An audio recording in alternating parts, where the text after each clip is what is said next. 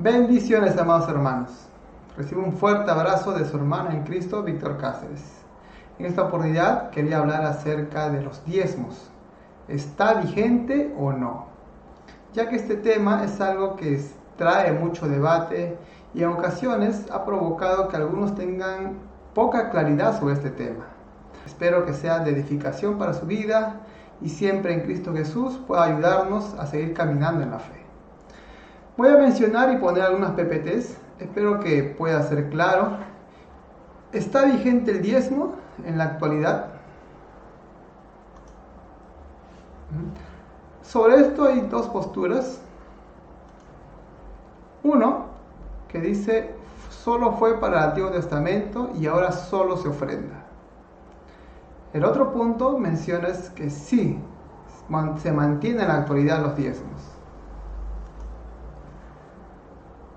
El primer punto, aquellos que dicen que solo fue para el Antiguo Testamento y que ahora ya no se debe diezmar, tienen tres puntos que sostienen su argumento. El primero de ellos es que solo era para los levitas y sacerdotes del Antiguo Pacto. Ahora estamos en uno nuevo y por lo tanto ya no se diezma. El segundo punto de aquellos que están en contra del diezmo, que consideran que solo fue para el Antiguo Testamento, es que no encontramos versículos en el Nuevo Testamento que indiquen el mandamiento a diezmar. Y el tercer punto de este grupo, o de las personas que creen que no se diezma, es de que el diezmo es una forma de robar al pueblo de Dios. Vamos a tratar de explicar por qué consideran ellos que estos puntos son válidos para no diezmar, y también daremos nuestra posición, por qué creemos que esto no es correcto. El primer punto, que dicen solo era para los levitas y sacerdotes del Antiguo Pacto. Ahora estamos en uno nuevo y por lo tanto ya no se diezma.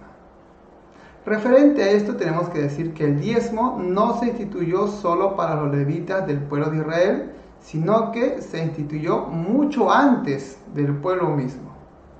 Y esto lo podemos encontrar en Génesis capítulo 14, versículo 20, que dice: y bendito sea el Dios Altísimo que entregó tus enemigos en tu mano y le dio a Abraham los diezmos de todo.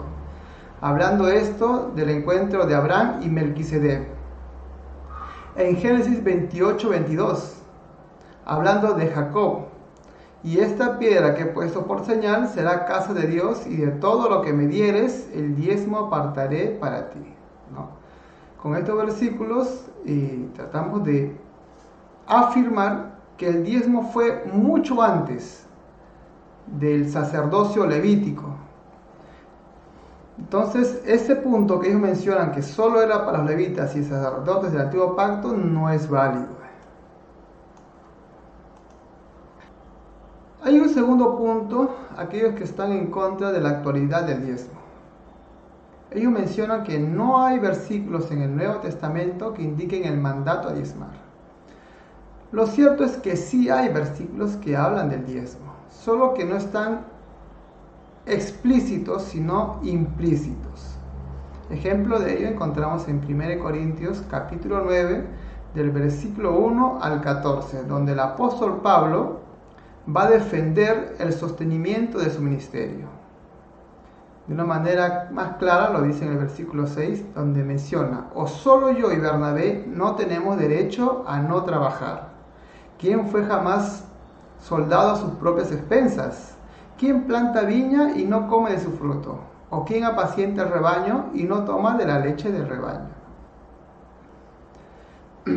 A partir del versículo 11 hasta el 14 es donde él va a hacer la conexión entre el ministerio sacerdotal del Antiguo Pacto con el Nuevo. Específicamente del versículo 13 y 14, donde dice: ¿no sabéis que los que trabajan en las cosas sagradas comen del templo, y que los que sirven del altar participan? Esto haciendo referencia al sacerdocio levítico del Antiguo Pacto. Y el versículo 14 es donde conecta con el sacerdocio del Nuevo Pacto. Así también ordenó el Señor a los que anuncian el Evangelio que vivan del Evangelio. Esta palabra en el versículo 14 que dice así también, ¿no? Hace referencia a que como se hizo de esta forma, así también hágase ahora, haciendo la conexión entre el sacerdocio levítico, quien era sustentado por los diezmos, con el sacerdocio en el Nuevo Testamento. Ambos han de ser sustentados por el mismo principio que es el diezmo. En Mateo capítulo 23, versículo 23, encontramos también a nuestro Señor Jesucristo haciendo referencia al diezmo, donde menciona: «Ay de vosotros, escribas y fariseos hipócritas, porque diezmáis la menta y el eneldo y el comino, y dejáis lo más importante de la ley, la justicia, la misericordia y la fe». Esta parte última es donde enfatiza: esto era necesario hacer sin dejar de hacer aquello. ¿No? Se puede hacer todo lo que uno quiere, pero sin dejar de hacer lo que ya está instituido. El tercer punto que mencionan aquellos que están en contra de la vigencia del diezmo. Ellos mencionan: el diezmo es una forma de robar al pueblo de Dios. Y en cierta parte podríamos darle cierta razón. ¿En base a qué? ¿No? En base al movimiento llamado el Evangelio de la Prosperidad, cuyo único fin es el de enriquecerse a costa de la verdad del Evangelio de Jesucristo. Por ello, este grupo que predican el Evangelio de la Prosperidad usan versículos y textos de la palabra de Dios para sostener sus falsas enseñanzas. Este Evangelio de la Prosperidad es el que en la actualidad viene afectando directamente sobre la vida de líderes, predicadores y pastores que imparten las enseñanzas en sus congregaciones, distorsionando el principio del diezmo y las ofrendas, valiéndose de las Escrituras y usándolas de forma conveniente a sus fines. El movimiento del Evangelio de la Prosperidad no es propio en sí del movimiento pentecostal. Es propio más bien del movimiento carismático, pero sin embargo se ha infiltrado y muchos líderes le han abierto las puertas a este evangelio. Por este evangelio que predica la prosperidad usando versículos de manera inadecuada, es que muchos consideran que el diezmo es una forma de robar al pueblo de Dios. Y lo hemos visto. Y se evidencia en muchos videos de YouTube donde hay predicadores que usan la palabra de Dios para exigir de una manera vergonzosa tanto los diezmos, primicias y todo tipo de ofrendas que obviamente lo benefician a ellos, ¿no? Es por esta causa que muchos consideran que el diezmo es una forma de robar al pueblo de Dios. Pero entendamos algo, mi hermano. El hecho de que algo se use mal no da lugar al desuso, ¿no? Si bien es cierto, hay personas, líderes, predicadores que hacen mal uso de este principio, eso no quiere decir que ya no hay, que ya se haya dejado en desuso el principio. El principio del diezmo continúa a pesar de que haya pastores o líderes o predicadores que estén haciendo un mal uso de aquello. Además de ello, ¿no? Para terminar este punto, el punto 3, hay predicadores que sí, ¿no? Predican de una manera genuina, auténtica la palabra de Dios. Hay grupos muy ordenados, sostenidos en la palabra de Dios, que predican y enseñan sobre el diezmo y las ofrendas de una manera apropiada, ¿no? Sin caer en los excesos. ¿No? Lo digo esto porque no todos, a lo mejor, no todos es cierto que abusan de este principio. Gracias a Dios hay personas, congregaciones que aún predican la palabra de Dios de forma verdadera y clara. Ahora sí, ¿por qué creemos que el diezmo está vigente? Por 3 razones que están incluso dentro del Antiguo Testamento. El diezmo en el Antiguo Testamento se dio por 3 razones.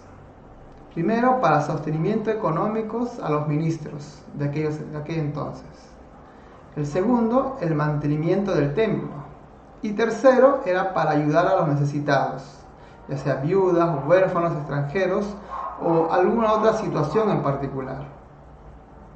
Dios estableció este sistema económico durante todo el Antiguo Testamento que permitió sostener los propósitos ministeriales.